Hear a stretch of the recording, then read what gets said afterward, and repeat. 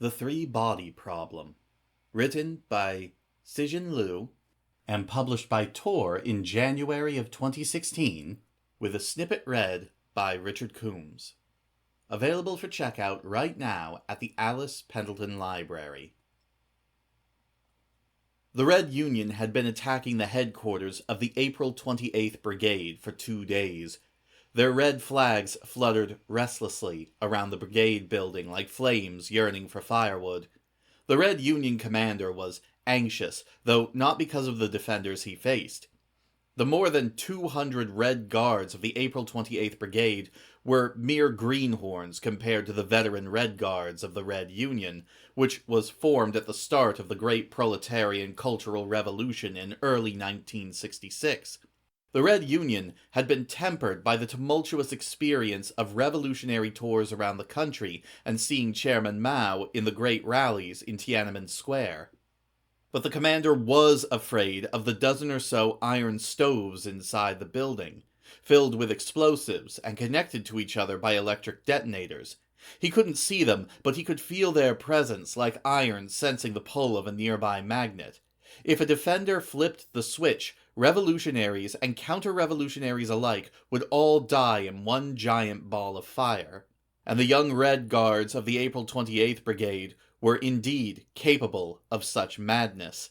Compared with the weathered men and women of the first generation of Red Guards, the new rebels were a pack of wolves on hot coals, crazier than crazy.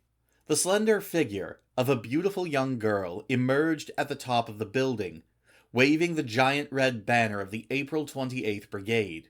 Her presence was greeted immediately by a cacophony of gunshots. The weapons attacking her were a diverse mix: antiques such as American carbines, Czech-style machine guns, Japanese Type 38 rifles.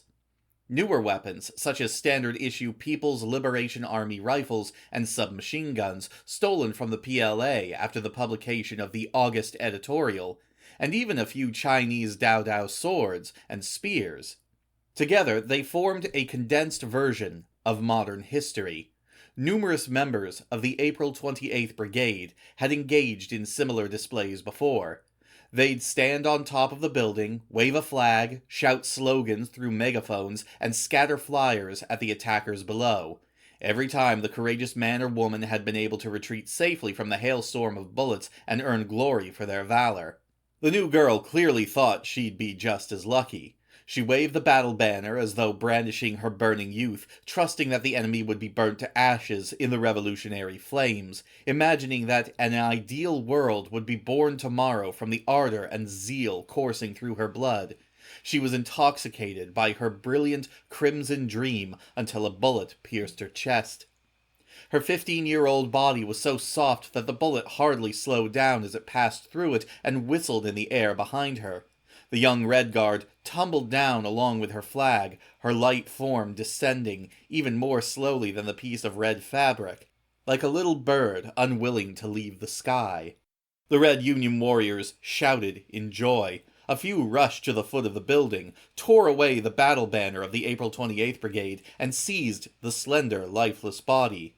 They raised their trophy overhead and flaunted it for a while before tossing it toward the top of the metal gate of the compound.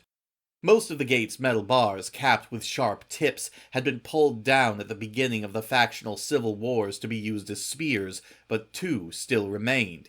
As their sharp tips caught the girl, life seemed to return momentarily to her body. The Red Guards backed up some distance and began to use the impaled body for target practice. For her, the dense storm of bullets was now no different from a gentle rain, as she could no longer feel anything. From time to time, her vine-like arms jerked across her body softly as though she were flicking off drops of rain. And then half of her young head was blown away, and only a single, beautiful eye remained to stare at the blue sky of 1967. There was no pain in that gaze, only solidified devotion and yearning. And yet, compared to some others, she was fortunate. At least she died in the throes of passionately sacrificing herself for an ideal.